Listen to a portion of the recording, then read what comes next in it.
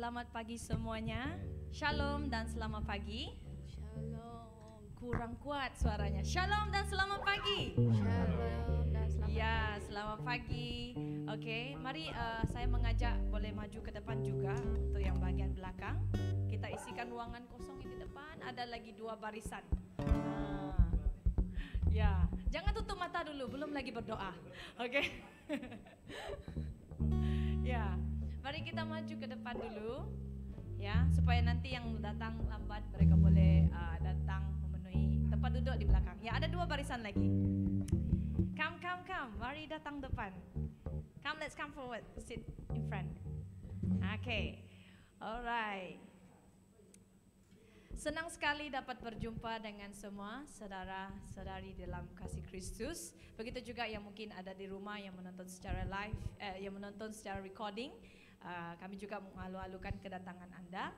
Dan sebelum kita mulai, kita akan berdoa dahulu. Oke, kita tutup mata dan kita berdoa. Haleluya Yesus, haleluya. Bapa kami dalam kerajaan surga Tuhan, terima kasih Bapa buat pagi ini, buat pagi yang indah yang telah Engkau jadikan ya Tuhan. Kami ada sebagaimana Tuhan Engkau menciptakan kami ya Tuhan, untuk datang menyembah dan beribadah kepada Engkau Tuhan. Kami ingin serahkan ya Tuhan seluruh hati kami, jiwa kami Tuhan ke dalam tangan-Mu. Biarlah Tuhan Yesus pada hari ini kami dapat dipenuhi. Biar pada saat ini Tuhan Yesus kami hari ini dapat dilegakan ya Tuhan dari segala masalah, dari segala problem yang kami Tuhan Yesus kami serahkan semuanya ke dalam tangan-Mu Bapa. Biarlah hati kami Tuhan terus memuji Engkau. Biarlah hati kami Tuhan terus memuliakan nama-Mu ya Tuhan Yesus. Tuhan, Hamba serahkan setiap jemaat yang ada pada hari ini maupun yang dalam perjalanan yang tidak sempat ikut juga Tuhan, kami serahkan mereka juga ke dalam tangan-Mu ya Tuhan. Biarlah Tuhan Yesus hadirat-Mu Tuhan turun di saat kami memuji dan menyembah Engkau Tuhan. Siapkan hati kami Tuhan untuk menyanyi, siapkan hati kami Tuhan untuk bermazmur bagi Engkau Tuhan. Begitu juga dengan firman Tuhan yang akan kami perdengarkan nanti Tuhan. Biarlah Bapa Engkau memakai hamba-Mu Tuhan yang akan menyampaikan firman Tuhan pada hari ini. Supaya kami terus dilegakan, supaya kami terus dikuatkan oleh firman-Mu ya Bapa. Terima kasih Yesus, kami serahkan ibadah kami pada hari ini dari awal hingga akhir. Biarlah Yesus Engkau yang bertakhta. Haleluya. Terima kasih Tuhan, kami serahkan semuanya hanya di dalam nama Yesus Kristus kami telah berdoa. Dan yang percaya katakan Amin. Amin. Oke, mari kita semua bangkit berdiri. Kita akan memuji Tuhan, kita bersyukur karena Tuhan Yesus kita baik hari ini dan sampai selama-lamanya. Amin. Amin. Mari kita bersorak-sorai bagi Tuhan.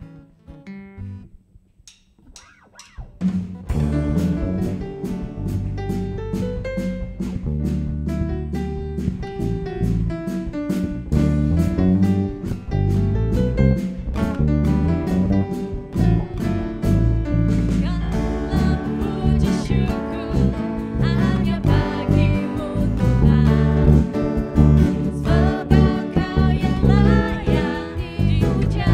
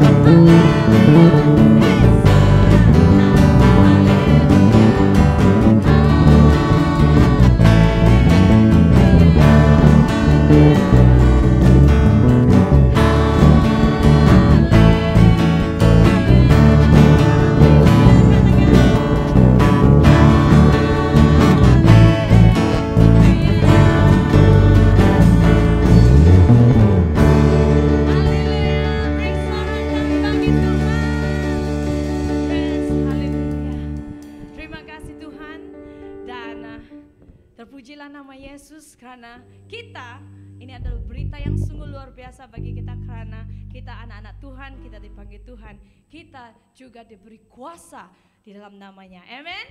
Amin. Oke, mari kita terus memuji Tuhan.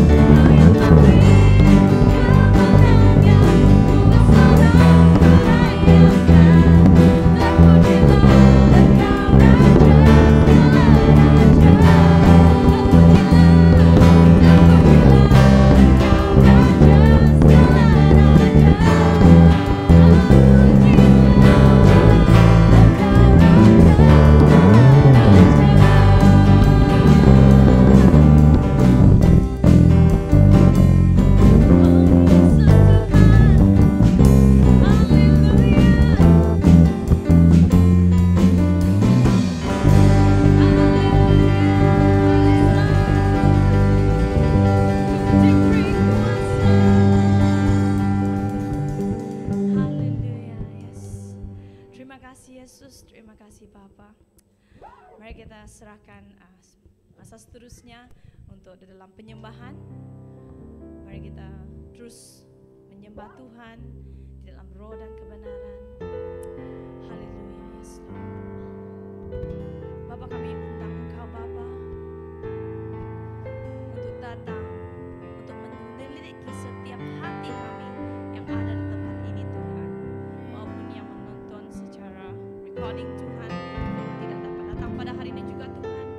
Kami serahkan semuanya hati-hati yang ada di tempat ini Tuhan dalam tangan.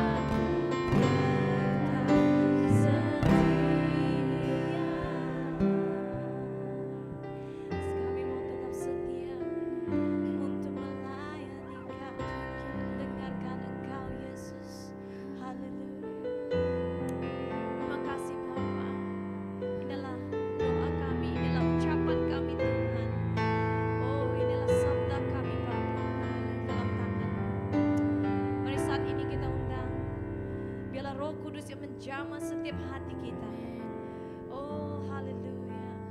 Kami rindu Tuhan, rindu terus bersekutu dengan Engkau. Sebelum kita mendengarkan firman Tuhan, kita undang Roh Kudus untuk mengalir di dalam hidup kita, untuk pulihkan kita. Haleluya. Yes, Lord. Haleluya. Yes, Lord.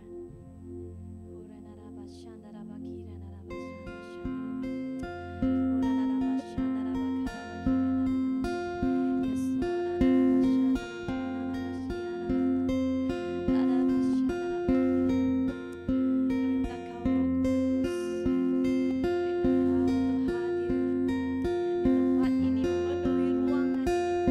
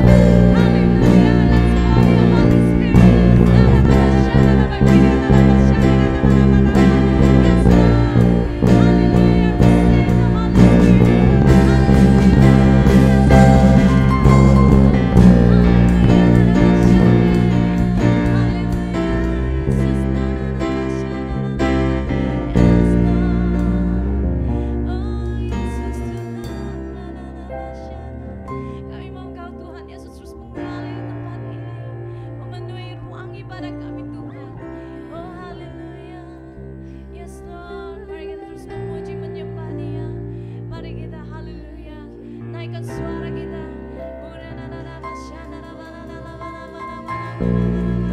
Yes, Lord. Yes, Lord, menggalilah, menggalilah.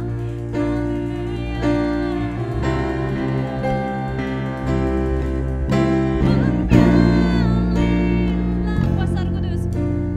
Roh Kudus. Menggalilah di tempat ini.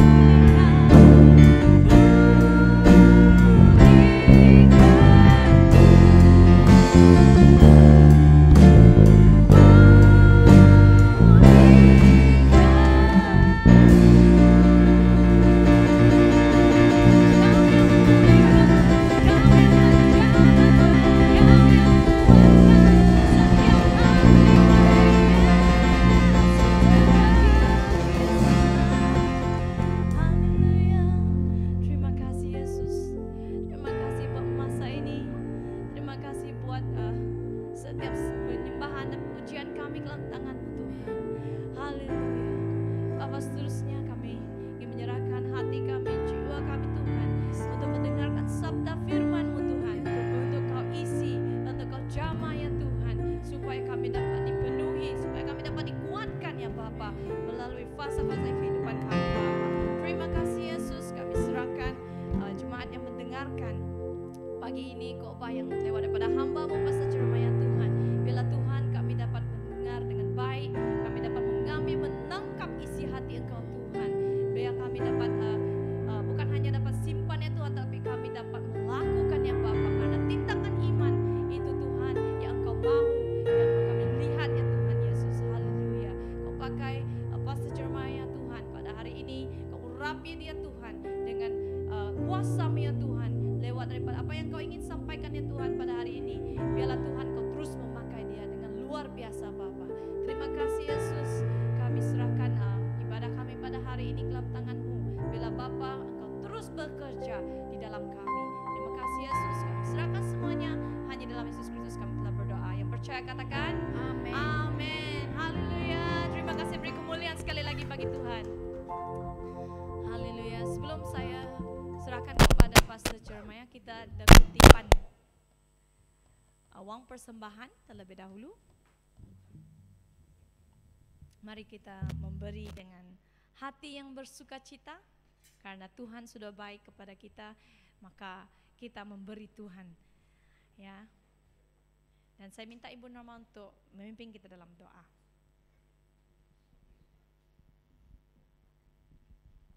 Mari kita berdoa. Bapa kami yang di surga, terima kasih Tuhan buat kesempatan pada pagi hari ini kami boleh beribadah, memuji, menyembah Engkau, bahkan mendengarkan firman-Mu Tuhan. Terima kasih Bapa buat kesempatan ini kami juga boleh memberi persembahan kami. Kiranya persembahan ini boleh dipakai untuk pekerjaan Tuhan baik di dalam gereja ini maupun di luar gereja ini. Berkati Tuhan tangan setiap yang memberi Bapa. Biar berkat Tuhan senantiasa berkelimpahan atas umat-Mu. Terima kasih Bapa, di dalam nama Yesus kami mengucap syukur. Amin. Oke, pengumuman nanti akhir kan? Pengumuman. Dan mari kita pada saat ini tanpa melengah-lengahkan masa, kita menjemput Pastor Jeremiah untuk memberi kita makanan rohani kita pada pagi ini. Haleluya.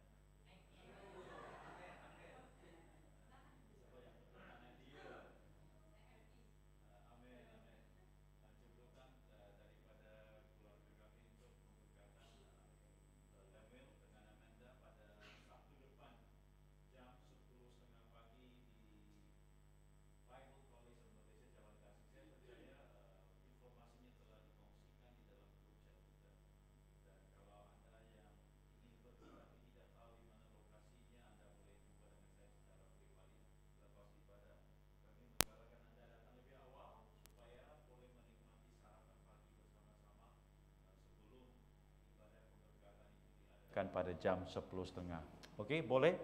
Baik. Dan kedua, saya nak juga mengambil kesempatan merakamkan ucapan setinggi-tingginya terima kasih kepada anda semua atas sumbangan-sumbangan anda kepada makanan-makanan yang sangat berlimpah-limpah pada hari ulang tahun gereja yang ke-19, 2 minggu yang telah berlalu. Sangat-sangat melimpah-limpah. Ketika saya melihat foto-foto yang dikongsikan, saya dapati makanan itu boleh untuk 200-300 orang kalau mau diagihkan dengan baik-baik. Betul? Jadi sangat-sangat tersentuh dengan kebesaran hati anda semua, tanpa berpikir banyak-banyak kamu membawa makanan-makanan, bermacam-macam makanan untuk dihidangkan, bukan hanya untuk tujuan persekutuan, tapi untuk memberkati satu sama yang lain. Dan itu satu semangat yang baik. Itu semangat yang baik. Walaupun ulang tahun kita sudah selesai, tapi semangat dan misi gereja kita akan kita teruskan. Projek JFK yang telah kita mulakan akan kita teruskan lagi, dan saya percaya tidak lama lagi secara pelan-pelan apa yang menjadi keperluan, apa yang perlu dilengkapi lagi di dalam tempat ini akan semakin dilengkapi bagi tujuan melengkapi, bagi tujuan mengembangkan dan menguatkan misi gereja kita, supaya kita boleh melakukan pekerjaan Tuhan yang telah kita katakan tadi. Ruangan ini, tempat ini menjadi tempatnya pekerjaannya Roh Kudus di dalam kehidupan kita. Amin. Amin. Jadi baik, terima kasih. Haleluya, puji Tuhan. Okey, haleluya. Saudara-saudara, mari kita bangkit berdiri, mari kita berdoa dan kita serahkan ibadah kita, khususnya khotbah, dalam tangan Tuhan. Mari kita membuka hati kita dan mari kita percaya Tuhan akan bisik kepada hati kita dan menjamah kita dengan cara-caranya yang tersendiri. Bapa di dalam surga, kami bersyukur pagi ini kami boleh berada di dalam rumah-Mu, bukan hanya sekedar memberi pujian, tapi kami juga mau diingatkan sebagai umat-umat Tuhan tentang panggilan kami, tujuan kami, Engkau sudah jamah. Oleh karena itu, bukalah hati kami, supaya dengan hati yang rela dan hati yang taat, tatkala firman-Mu itu kami dengar, tidak akan kami tolak. Sebaliknya kami akan respon dengan sungguh-sungguh dan bukan hanya sekadar mengaminkan, bahkan kami akan melakukan dengan sepenuh hati kami. Urapilah hamba-Mu, urapilah kami semua, supaya kami semua umat-umat-Mu menjadi para saksi-Mu dari tempat di mana kami berada sampai di mana-mana Engkau menginginkan. Terima kasih Bapa, di dalam nama Tuhan Yesus kami berdoa dan setiap umat Tuhan berkata bersama-sama, amin. Saudara-saudari sebelah dipersilakan duduk. Ada seorang hamba Tuhan yang bernama D.L. Moody, namanya ini bukan lagi nama biasa. Kalau kamu type di dalam Google, kamu akan dapati bahwa ada satu institut, ada satu sekolah Alkitab yang telah dimulakan di Amerika sesuai dengan nama beliau. Semasa beliau di jamaah Tuhan dan menerima Kristus,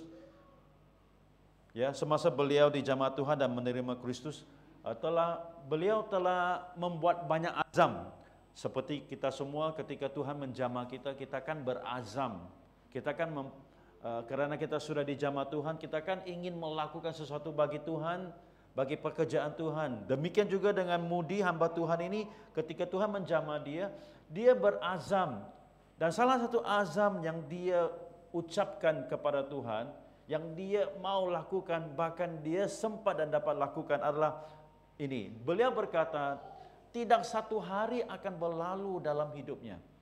Tidak satu hari akan berlalu dalam hidupnya di mana dia tidak akan bersaksi tentang Kristus, di mana dia tidak akan bersaksi tentang Kristus. Berarti setiap hari, Isnin sampai Minggu, setiap hari dia telah berazam, dia tidak akan tak bersaksi. Berarti dia akan menceritakan sekurang-kurangnya kepada seorang tentang Kristus.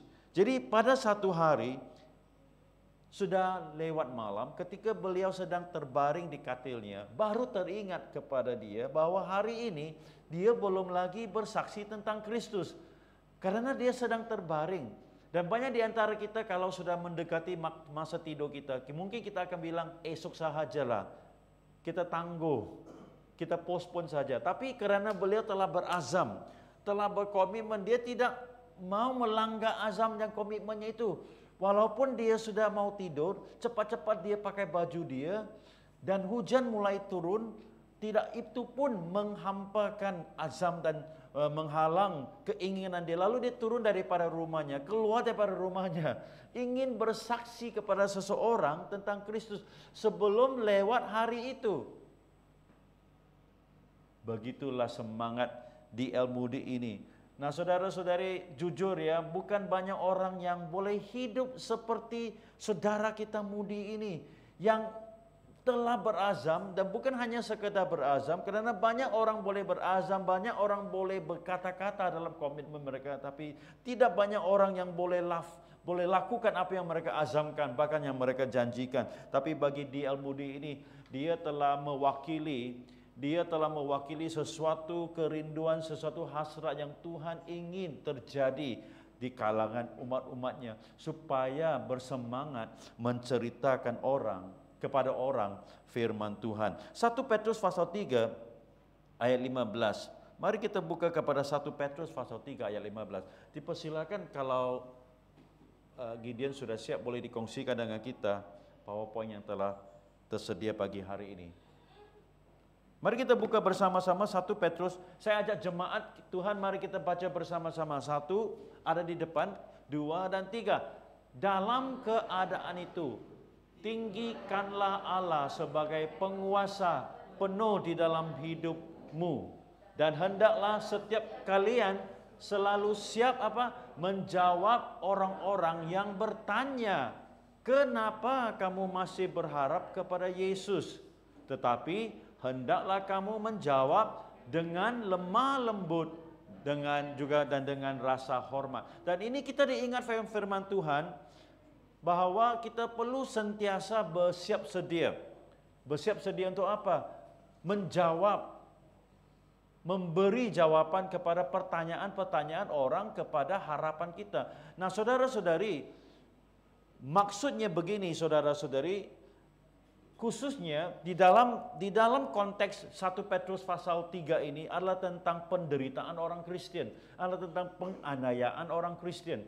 Dan ketika orang-orang Kristen dianiayai di zaman itu, walaupun mereka dianiayai, walaupun mereka menghadapi pelbagai rintangan, pelbagai pencobaan yang sangat-sangat berat dalam hidup mereka, namun mereka masih bersemangat mengikut Tuhan. Dan itulah yang menjadi kesaksian, dan itulah yang menjadi pola pemikiran orang kepada mereka. Tentu sekali kan saudara-saudari, di dalam waktu-waktu yang mencabar seperti ini, di dalam masa-masa inflasi seperti ini, di dalam masa-masa di mana orang sangat-sangat mengutamakan materi, kebendaan, kekayaan, orang-orang Kristen pula hidup di dalam iman, hidup dalam keseimbangan. Bukan tidak mementingkan kerja, tapi mementingkan keseimbangan. Ketika orang mengajak kita OT, kita tolak karena kita ingin ibadah. Ketika orang mengajak kita jalan-jalan, kita menolak karena kita ingin bersama dengan keluarga atau kita ingin melakukan pelayanan kita dan sebagainya. Dan orang pasti akan bertanya-tanya, kenapa kita mempunyai cara hidup yang lain? Bahkan mungkin orang juga akan bertanya, kenapa kita masih percaya kepada Kristus, sedangkan banyak kali juga doa-doa kita, permintaan-permintaan kita tidak terjawab. Dan orang masih heran kenapa kamu dan saya masih mengikuti Yesus Kristus. Dan kadang-kadang ketika orang bertanya kenapa kamu selalu senyum, dan bukankah itu adalah kesempatan-kesempatan yang kita boleh ceritakan kepada orang-orang yang lain tentang harapan yang kita miliki karena kita adalah orang-orang yang percaya kepada Tuhan. Saudara-saudari, tema bulan khotbah Oktober adalah mengongsikan iman kita.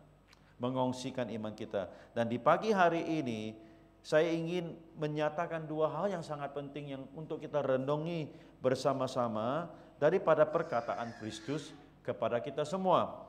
Pertama sekali saudara-saudari, mengongsikan iman kita, menceritakan iman kita kepada orang-orang lain justru meneguhkan identiti kita dan panggilan kita sebagai orang Kristen.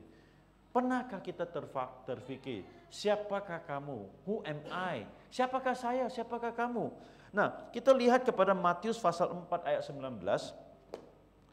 Kita buka kepada Injil Matius pasal 4. Ini adalah salah satu ayat, inilah salah satu perintah pertama yang Tuhan Yesus berikan kepada kita. Dan di dalam perintah yang awal-awal itu, di mana Yesus mulakan khotbahnya yang dipanggil khotbah di kaki bukit, Sermon on the Mount, salah satu hal pertama yang dia sentuh adalah hal ini, di mana dia berkata di dalam ayat 19, mari ikut aku. Yesus berkata, pekerjaan kalian bukan lagi penjala ikan. Dia sedang bicara dengan Andreas, dia sedang bicara dengan Petrus yang pekerjaan mereka pada masa itu adalah penjala ikan, ya, nelayan. Dan dia berkata, pekerjaan kalian sekarang bukan lagi penjala ikan, tetapi aku akan mengajak kalian bagaimana untuk mengumpulkan orang-orang menjadi pengikutku. Dalam arti kata yang lain, identiti kamu akan berubah karena kamu telah mengikut aku, dan panggilan kamu, tujuan hidup kamu akan berubah. Nah, saudara-saudari, saya percaya itu adalah satu konfrontasi, satu perjumpaan terbesar di dalam hidup kita. Sebab setiap orang yang berkenalan dengan Kristus, setiap orang yang berkenalan dengan Kristus akan mengalami perubahan di dalam hidup mereka. Kamu dan saya setelah kita berkenalan dengan Kristus, misi hidup kita, tujuan hidup kita, matlamat hidup kita akan berubah. Contohnya orang-orang yang Tuhan panggil seperti Andreas, seperti Petrus, mereka dulu penjala ikan. Dan sekarang Yesus berkata, kamu tidak akan jadi penjala ikan lagi. Kamu akan kuubah menjadi orang-orang yang mengumpulkan orang-orang yang lain, supaya mereka bisa menjadi pengikut aku. Jadi kita dipanggil untuk menjadi, dalam tanda kutip, penjala manusia. Nah, kembali kepada istilah penjala manusia ataupun orang yang menangkap ikan, saudara-saudari, saya rasa walaupun tidak ada nelayan di sini, tapi orang-orang Sabah, orang-orang Sarawak rata-rata suka makan ikan. Dan karena suka makan ikan, mereka bukan hanya pelihara ikan untuk dimakan, tapi seringkali sering turun ke sungai, turun ke laut, harap-harap jangan turun ke longkang karena yang ditangkap bukan ikan, sampah-sampah saja yang ada. Jadi mungkin ke laut, mungkin ke kolam, mungkin ke sungai, kamu akan menangkap ikan. Terutamanya kalau orang yang turun ke laut pada tengah malam menangkap ikan. Kadang-kadang saya terheran. Waktu saya berada di Port Dickson, bermandi-mandi, saya sadar ketika matahari sudah terbenam, baru keluarlah bot nelayan. Saya pikir sudah gelap gulita, tidak ada spotlight di tengah laut, bukan seperti di lebuh raya kita. Kalau kita jalan di lebuh raya, kiri kanannya banyak spotlight, jadi terang. Lampu kereta kita juga ada menyala, lampu motosikal kita juga menyala, sampai terang dan jelas jalan di depan kita. Tapi waktu nelayan dengan bot mereka masuk laut pada waktu malam, tidak ada lampu di laut. Cuman ada lampu, adalah lampu bukan matahari lagi, sinarnya daripada bulan. Tapi bukan setiap hari ada sinar daripada bulan, kadang-kadang gelap. Jadi saya terfikir bagaimana mereka boleh menangkap ikan, bagaimana mereka boleh menebakkan jala, bagaimana mereka tahu. Salah satu kaidah yang saya lihat nelayan-nelayan pakai adalah mereka akan menggunakan apa? Lampu suluh. Salah satu tujuan lampu suluh adalah untuk menerangi, dan satu lagi tujuan lain adalah untuk menarik perhatian ikan. Sepertinya lampu ataupun terang menangkap perhatian. Bukankah begitu saudara-saudari? Kalau kita berjalan di tempat-tempat yang gelap, kalau kita berjalan di tempat-tempat yang gelap, tiba-tiba kita nampak ada satu cahaya di satu tempat. Tidakkah cahaya itu akan menarik perhatian kita di tengah-tengah kegelapan? Pasti.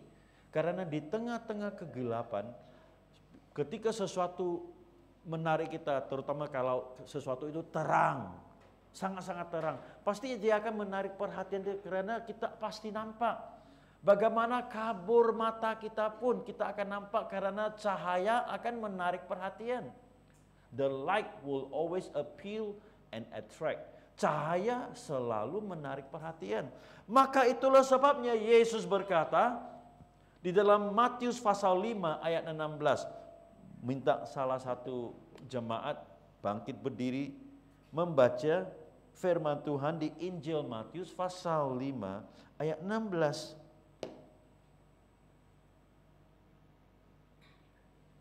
Jumpa? Siapa silakan kalau sudah jumpa. Matius pasal 5 ayat 16. Matius 5 pasal 16. Demikianlah hendaknya terang bercahaya di depan orang, supaya mereka melihat perbuatanmu yang baik dan memuliakan Bapa-Mu yang di surga. Amin, amin. Jadi bagaimana orang melihat terang kita? Dan terang kita itu nyata di dalam bentuk apa? Kalau kita nak menerangi orang, lebih baik kita pakai lampu suluh di depan kepala kita. Seperti orang yang masuk ke lombong dan bekerja. Kamu nampak tak? Not only orang yang kerja di lombong, penyelam, diver, ketika mereka menyelam ke dalam laut pada waktu-waktu malam, di kepala mereka juga ada lampu. Kadang-kadang mereka juga pegang lampu, tapi tergantung, kadang-kadang tangan mereka pegang senjata, pegang alat-alat yang lain, lalu lampu itu dinyalakan di sini. Saya juga dipahamkan orang-orang yang keluar awal-awal pagi subuh, jam 5, jam 6 untuk menoreh getah. Di mana mereka pasang lampu mereka? Di kepala mereka, di dahi, sorry. Is it dahi? Yes, di forehead. Supaya mereka menerangi, dan pasti akan menerangi. Bukan hanya jalan, orang itu akan kelihatan orang. Sungguh pun kalau dia naik basikal berada di tengah-tengah hutan, ketika dia menoreh getah, orang boleh nampak dia karena lampu, karena terangnya. Jadi Yesus berkata, hendaklah sinar kita menerangi orang lain. Dan bagaimana sinar kita menerangi orang lain? Yesus memberi jawaban yang khusus di ayat itu. Dan apakah yang membuat hidup kita bersinar sehingga menerangi orang lain? Apakah yang membuat hidup kita bersinar sehingga menarik perhatian orang lain? Yesus memberi jawaban yang sangat tepat dan sangat khusus di ayat itu. Dikatakan, artinya lakukanlah perbuatan yang baik setiap saat, sehingga waktu orang lain melihat teladanmu, mereka memuliakan Bapamu yang di surga. Saya ulang, demikianlah hendaknya sinarmu menerangi orang lain seperti sinar, seperti lampu daripada nelayan menarik perhatian ikan-ikan. Yesus berkata, hendaklah sinar kehidupan kita menerangi orang lain. Bagaimana sinar kehidupan kita menerangi orang lain?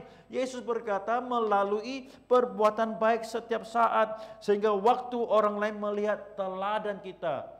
Seperti yang saya tunjukkan, dipanggil untuk menunjukkan kelakuan yang baik, dipanggil untuk menunjukkan perbuatan yang baik.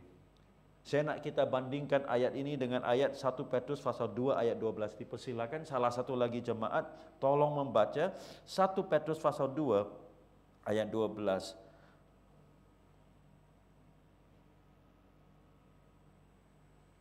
Jumpa? 1 Petrus pasal 2 ayat 12. Siapa-siapa? Sesiapa sahaja. Saya percaya Anda sudah jumpa. Silakan 1 Petrus pasal 2 ayat 12. Come. 1 Petrus ayat 2 ayat 12. Ya. Milikilah cara hidup yang baik di tengah-tengah bangsa-bangsa, bukan Yahudi, supaya apabila mereka memfitnah kamu sebagai orang durjana, mereka dapat melihatnya dari perbuatan-perbuatanmu yang baik dan memuliakan Allah pada hari Ia melawan mereka. Amin. Di kalangan orang-orang yang tidak percaya, milikilah kelakuan, milikilah perbuatan hidup yang baik. Karena ketika mereka menuduh kita, mereka tidak dapat, sebaliknya mereka akan melihat perbuatan kita yang baik ataupun kelakuan kita yang baik dan memuji Allah yang ada di surga. Kita melihat hal ini sangat nyata ketika hamba-hamba Tuhan seperti Nabi Daniel yang telah diambil dan dibuang negeri, contohnya di negeri Babel. Kenapa Daniel tidak disenangi orang? Karena pertama sekali kerjanya baik, kesaksiannya baik, prestasinya baik, sehingga dia diberkati dan dinaikkan pangkatnya.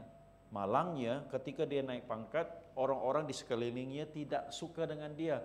Lalu mereka berkomplot, mereka mencari jalan untuk menjatuhkan dia.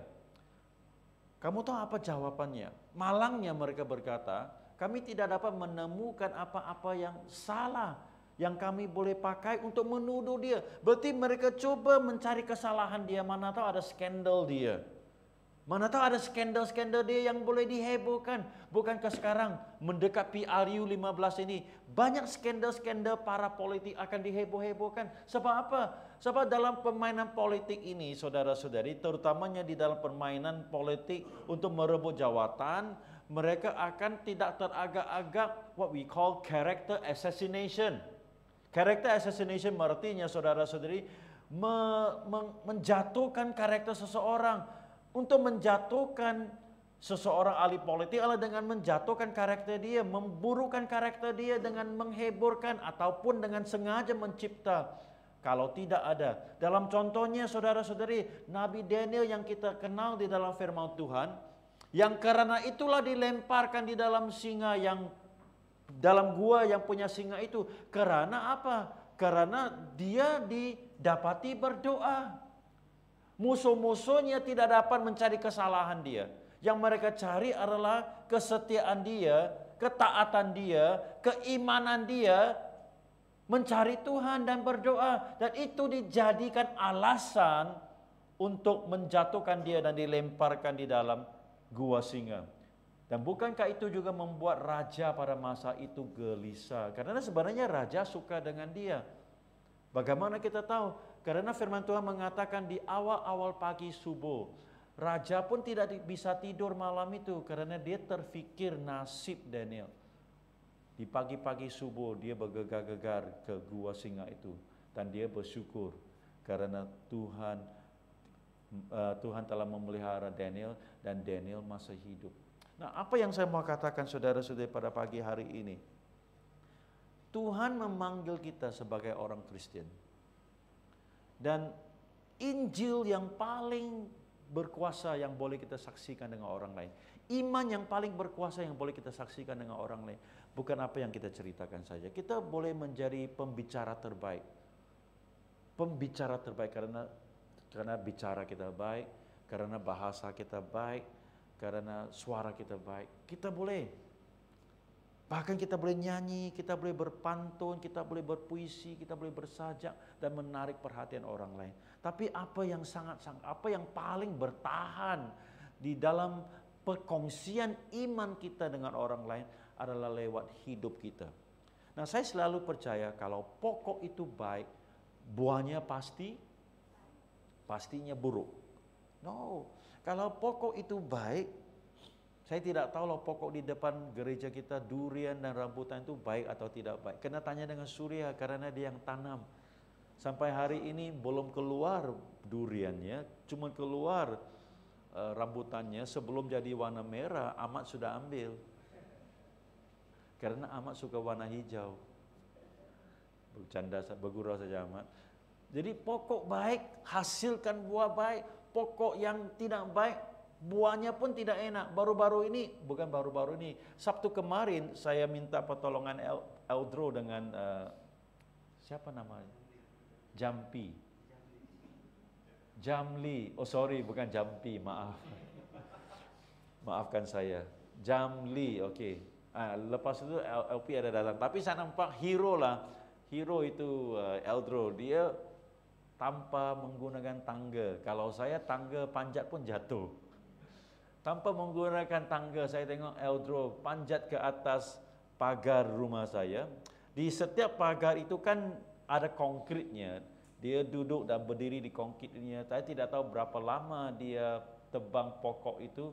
Dalam masa beberapa menit saya rasa pokok itu sudah habis ditebang. Nah, mungkin kamu bertanya kenapa pokok itu ditebang. Bahkan jiran saya pun bertanya kenapa pokok itu ditebang. Sebenarnya pokok itu sangat banyak bergunanya kepada kami. Pertama sekali, pokok itu adalah pokok memberi teduh kepada rumah kami. Ketika panas-panas harinya, kami suka duduk di luar karena ada angin yang segar. Dan pokok itu menghalang haba, menghalang cahaya matahari. Yang kami nak tebang itu dua sebab. Pertama sekali karena daunnya itu banyak gugur. Karena daunnya banyak gugur, selalu dia jatuh dalam rumah jiran. Dan kalau daun itu kalau banyak gugur dan sudah jadi kering, dia boleh sumbat apa? Bukan sumbat jantung. Sumbat longkangnya.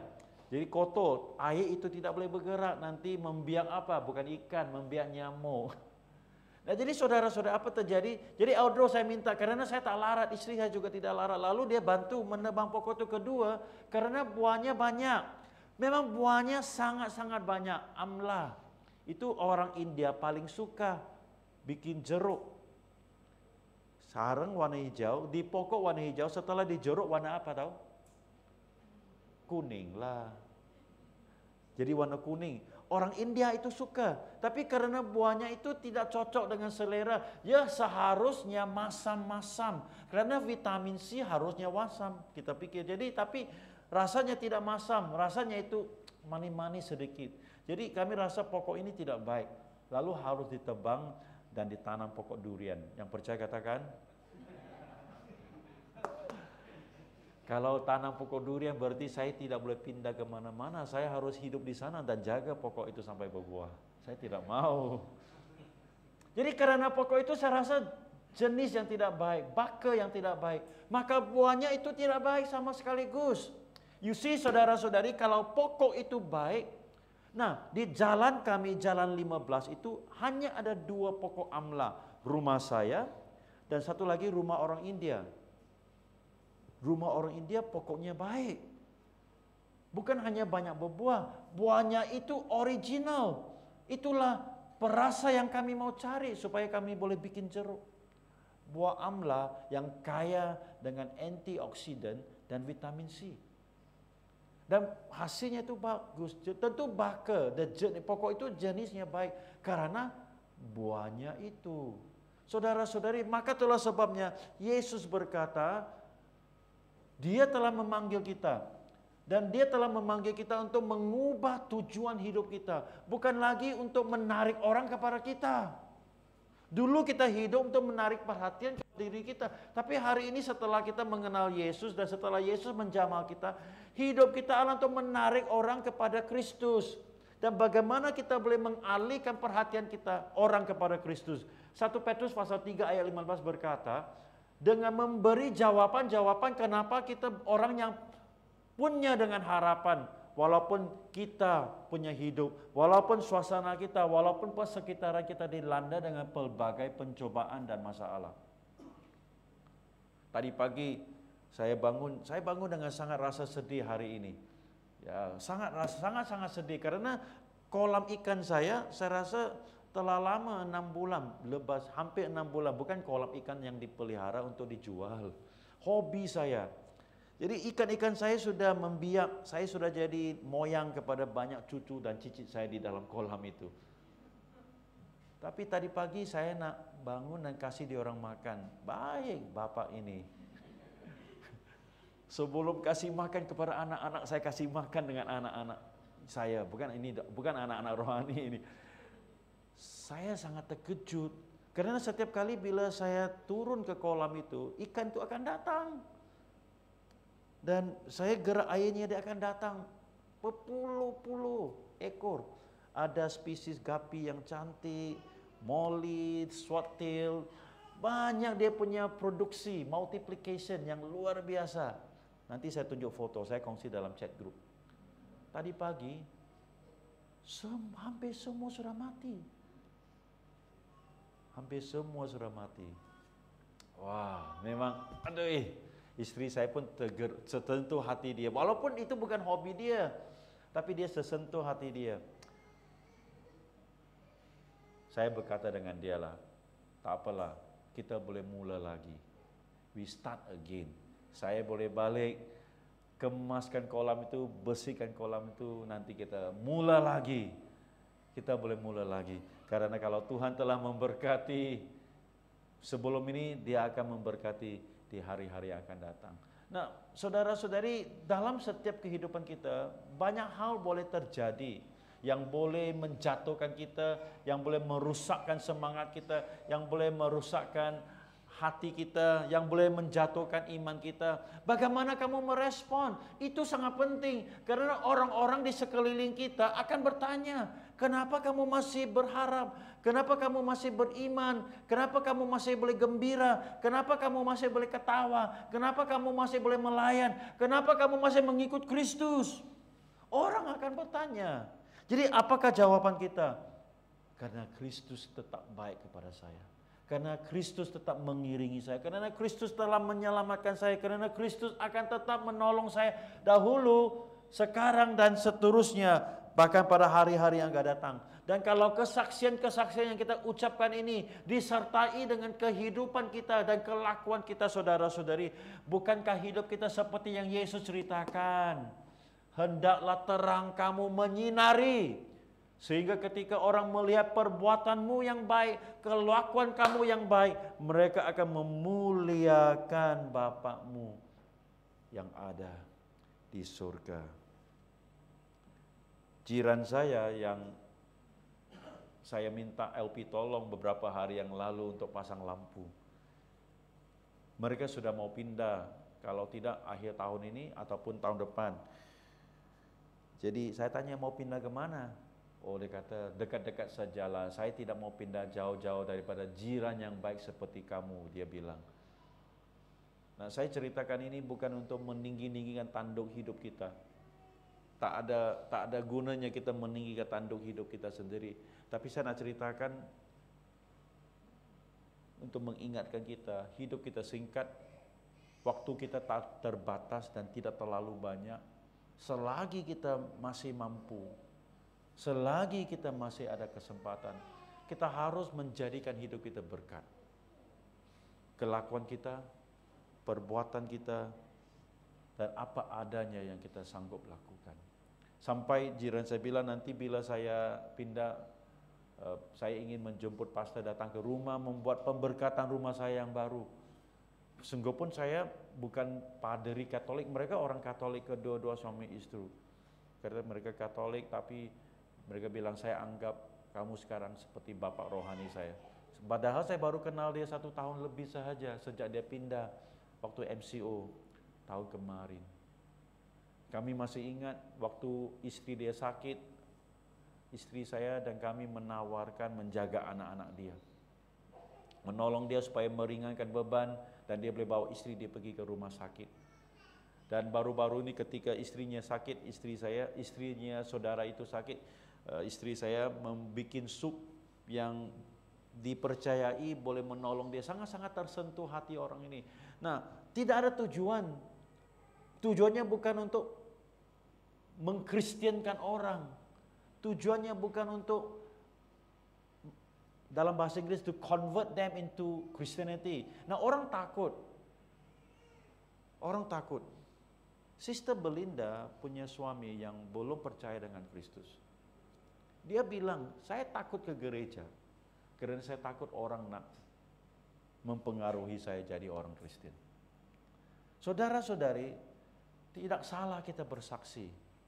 Tidak salah kita nak menceritakan kebaikan Kristus dengan orang lain. Tapi orang boleh melihat muslihat kita. Kalau kita beria-ria nak mengkristiankan orang, mungkin orang akan tersinggung. Sedangkan hidup kita, sedangkan kelakuan kita, sedangkan perbuatan kita itu tidak sebaik-baik. Tapi karena kita beria-ria nak mengkristenkan orang lain, sampai bukan hanya hidup kita menjadi halangan, batu sandungan, tapi karena semangat kita nak mengkristenkan orang lain, bahkan orang itu mulai takut melihat kita. Sebaliknya, kaidah Tuhan Yesus adalah ini, hendaklah terangmu bersinar, hendaklah perbuatanmu, hendaklah kelakuanmu itu nyata. Sehingga ketika orang melihat, orang tak melihat perbuatan yang baik, kelakuan yang baik. Orang akan pasti melihat, dan karena mereka melihat pasti tersentuh hati mereka. Mereka akan seperti 1 Petrus pasal 3 ayat 15 bertanya, kenapa kamu punya kelakuan begini? Kenapa kamu punya perbuatan begini? Bukankah itu kesempatan yang baik untuk kita menceritakan? Karena Yesus telah merubah hidup saya ketika saya mengenali dia 5 tahun yang lalu, 10 tahun yang lalu. Maka itulah sebabnya saudara-saudari, orang Kristen bukan orang yang beragama. Orang Kristen orang yang berhubungan dengan Yesus. Dan barang siapa berhubungan dengan Yesus akan menjadi seperti Yesus. Yang percaya katakan, amin. Kita adalah pengikut Yesus. Sekarang yang telah diberi tugas yang baru, mengumpulkan orang-orang menjadi pengikut-pengikut Yesus melalui hidup kita dan perbuatan kita yang baik. Amin. Haleluya. Nah, satu hal yang saya nak titik beratkan tentang perkongsian kesaksian kita atau perkongsian iman kita.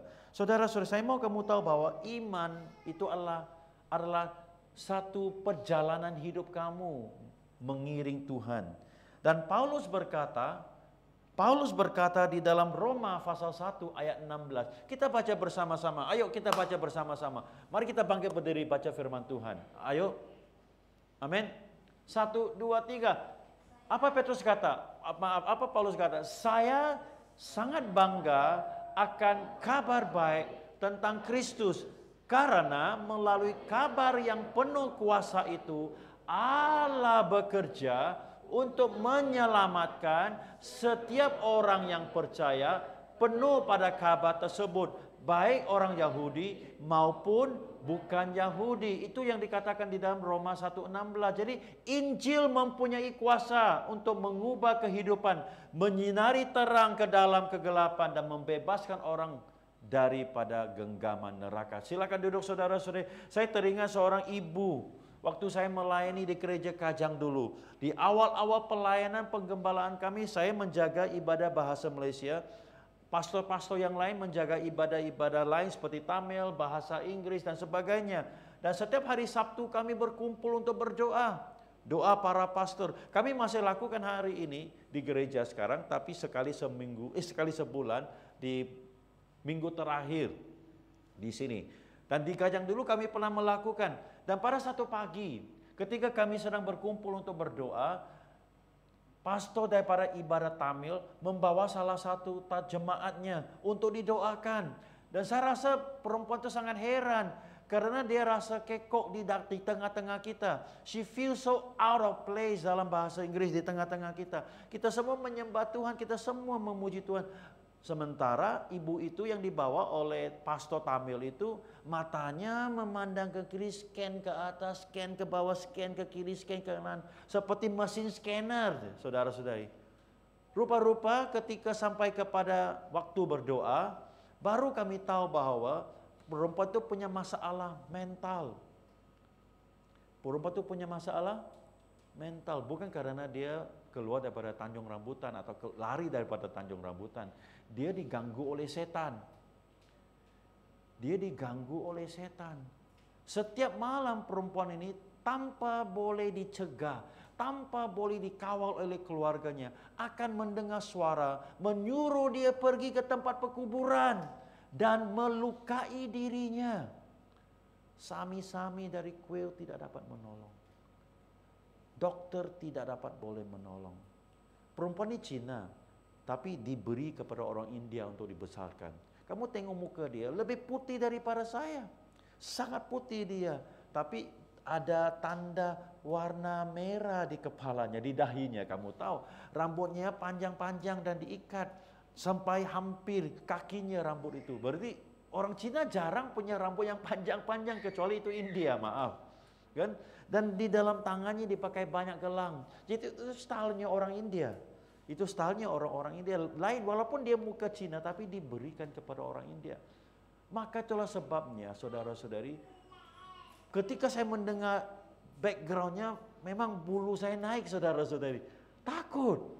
Bagaimana kita nak mendoakan orang yang seperti itu? Nah, ketika saya cerita dengan kamu ini, saya teringat adegan Markus pasal 5. Kita tidak akan buka kepada Markus pasal 5. Karena Markus pasal 5 menceritakan tentang seorang itu yang dipenuhi oleh roh jahat yang banyak.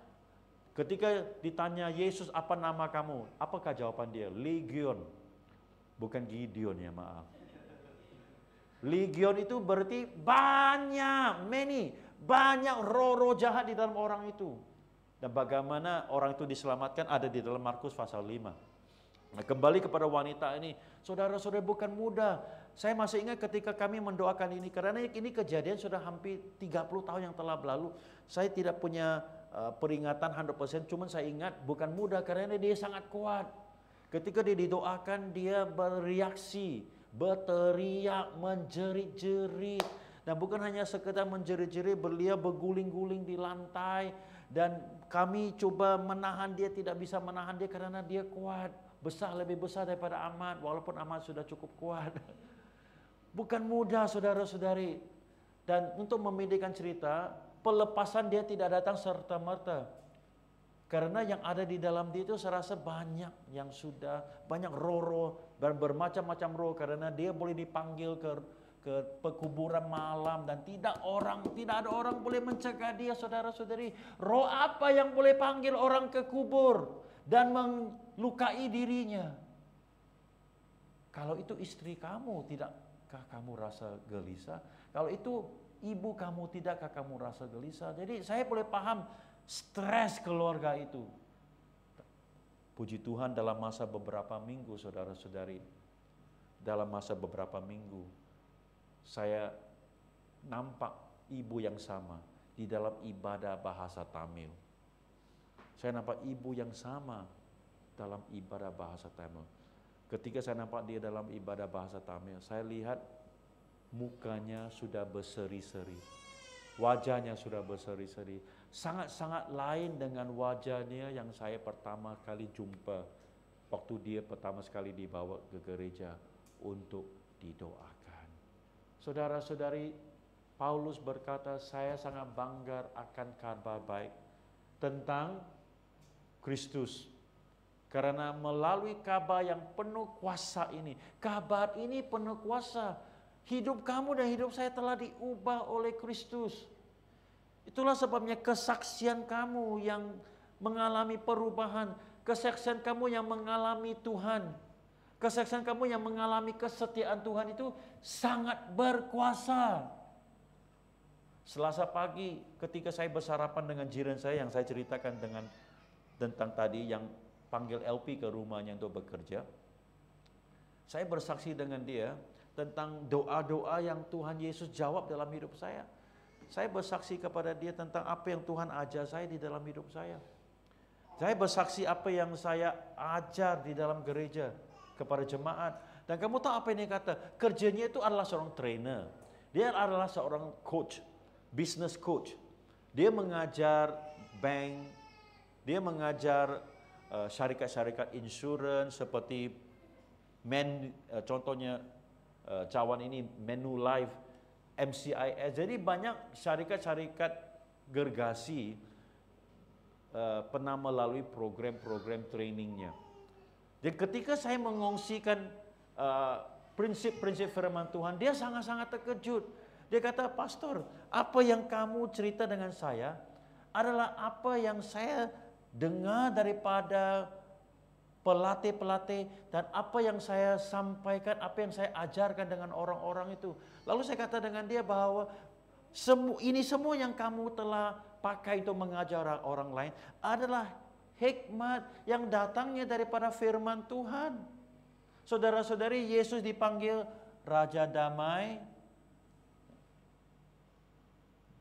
Bapa yang ajaib, ya. Apa lagi? Tidak lama kita merayakan Christmas.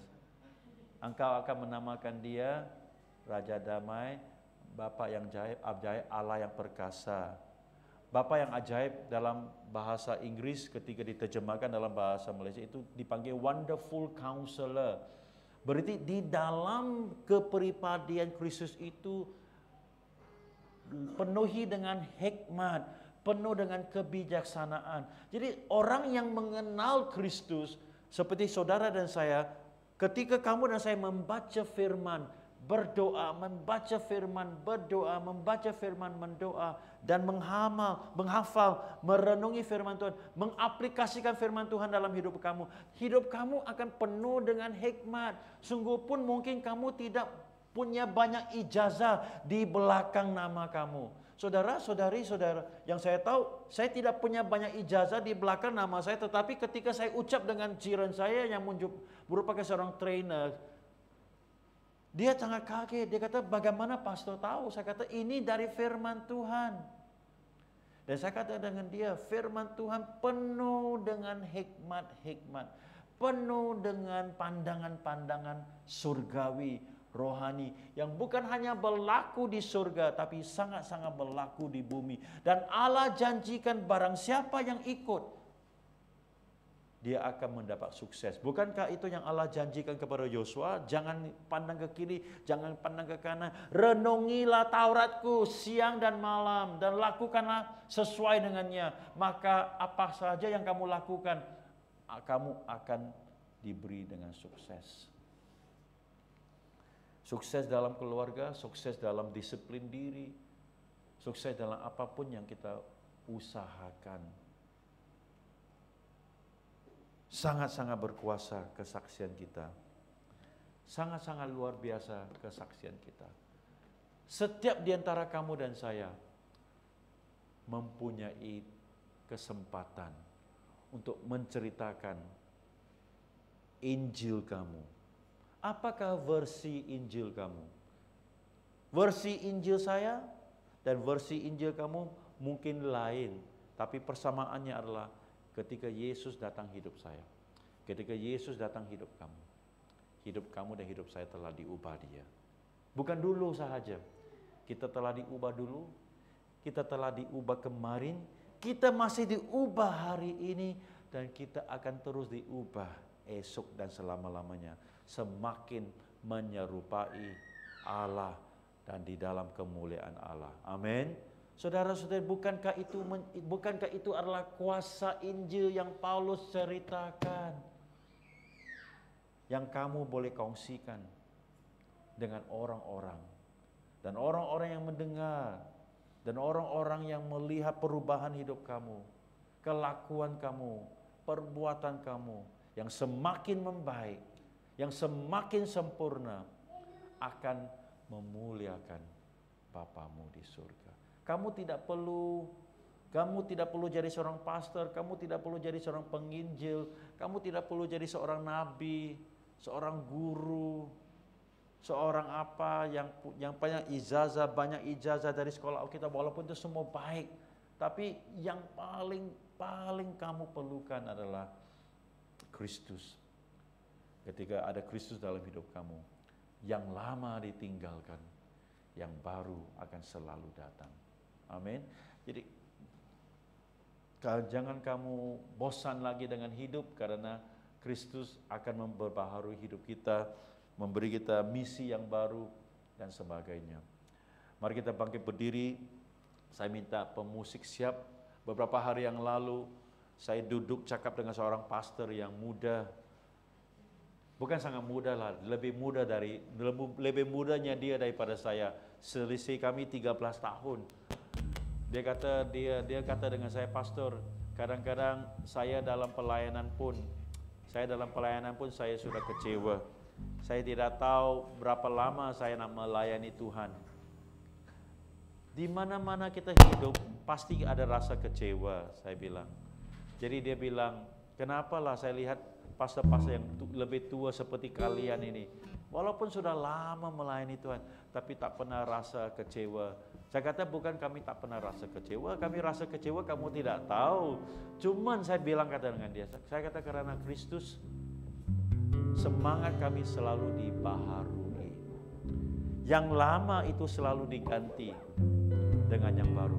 Setiap kali saya datang kepada Tuhan, sama ada dalam firman-Nya saya bilang, ataupun di dalam doa saya bilang kepada pastor muda itu, saya kata semangat saya dibaharui. Yang lama ditinggalkan. Apa yang lama? Kekecewaan. Apa yang lama? Sakit hati. Apa yang lama? Putus asa. Itu diganti dengan semangat yang baru, dengan misi yang baru, dengan visi yang baru. Karena Kristus. Ayo, mari kita nyanyi.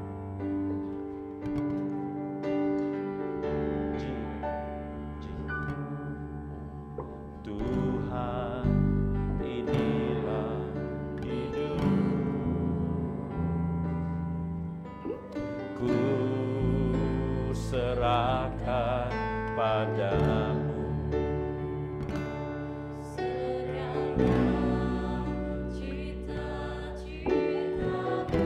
Masa depanku menjadi milik-Mu Tuhan. Jadikan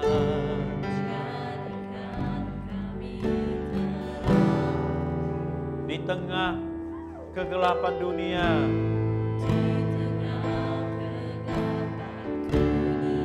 membawa bangsa-bangsa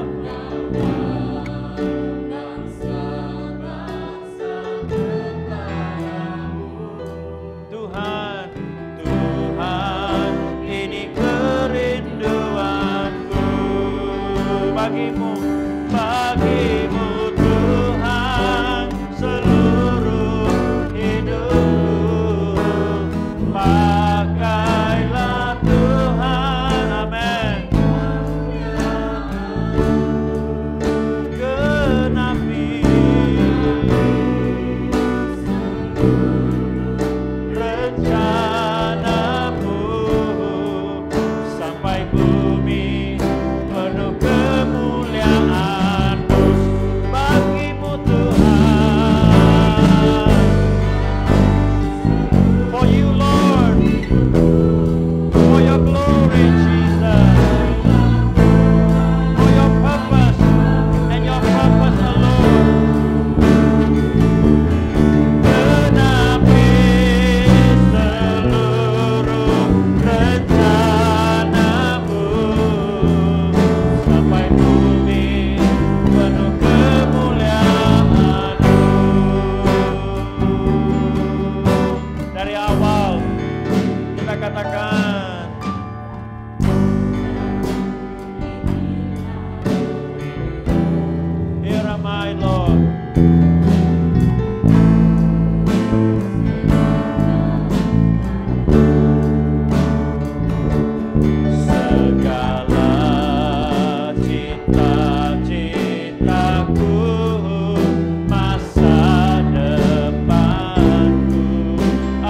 milik-Mu Bapa,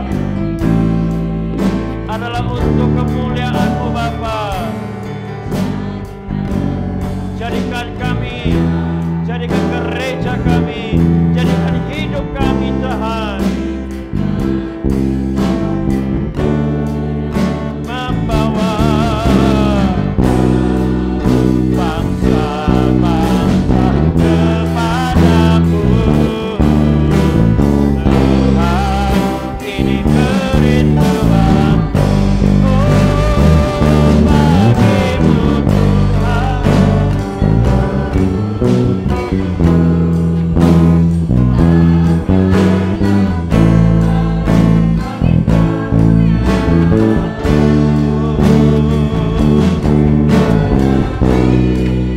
Seluruh rencanamu, haleluya,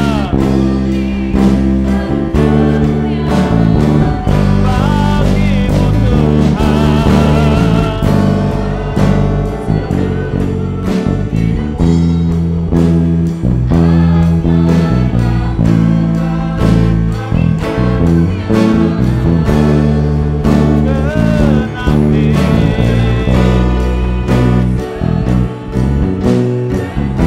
Genapi sampai bumi penuh kemuliaan.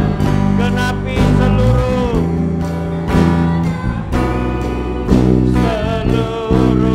rencana penuh kemuliaan-Mu sampai bumi.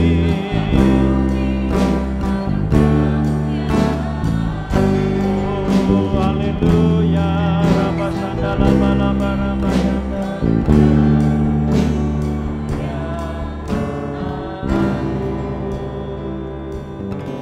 Haleluya. Saudara-saudari yang dikasihi di dalam Tuhan, tanggung jawab kita hari ini adalah untuk menyediakan diri kita, sama ada dengan jiran kita, sama ada dengan dengan rakan-rakan sekerja kita, dan orang-orang yang mungkin pertama sekali kita jumpa di tengah-tengah jalan. Mana tahu Tuhan memberi kesempatan untuk kita menabur Injil. Mungkin kita tidak menyebut firman Tuhan, tapi apa yang saudara boleh ceritakan? Pengalaman kamu dengan Tuhan, your experiences with God. Tentu sekali ada banyak pengalaman-pengalaman yang indah saudara miliki dengan Tuhan. Siap untuk membagikan itu, sehingga orang yang mendengar akan tersentuh, mengetahui ada Tuhan yang hidup, ada Tuhan yang benar, ada Tuhan yang mau turun dan campur tangan di dalam kehidupan para manusia. Mari kita katakan, Tuhan inilah aku. Bagimu Tuhan seluruh hidupku. Katakan, pakailah Tuhan bagi kemuliaan-Mu. Genapi seluruh rencana-Mu.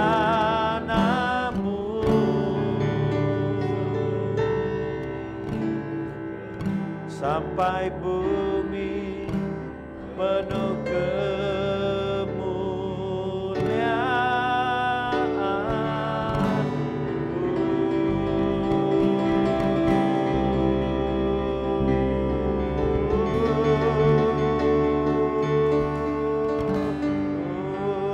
Haleluya. Haleluya. Amin. Amin. Haleluya. Amin. Dipersilakan duduk jemaat-jemaat Tuhan yang dikasihi. Saya kembalikan kepada pengurus ibadah, mungkin boleh menutup di dalam doa. Alright, terima kasih Pastor buat firman Tuhan pada hari ini.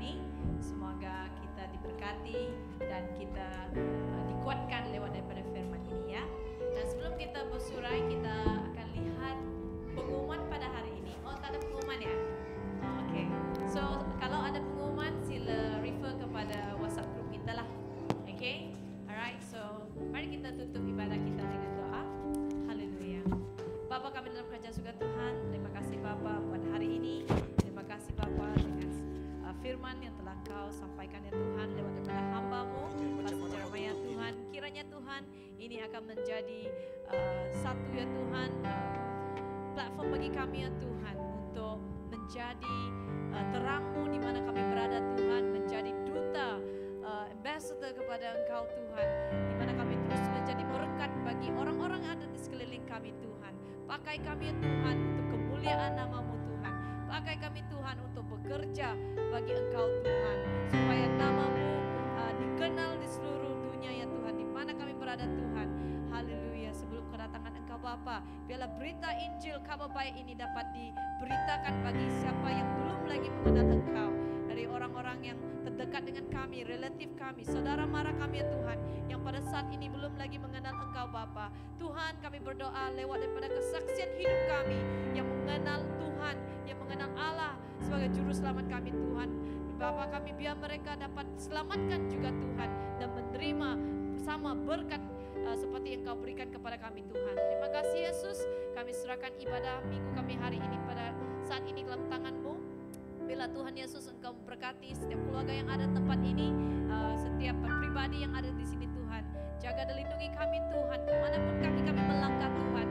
Biarlah Tuhan Yesus Engkau menyertai, Immanuel menyertai kami Bapa. Berkati pekerjaan kami, berkati persekolahan anak-anak kami Tuhan. Biarlah Yesus Engkau yang menyertai juga yang ada di rumah, Kau berkati mereka Tuhan. Terima kasih Yesus, kami serahkan semuanya hanya dalam Yesus Kristus kami telah berdoa. Yang percaya katakan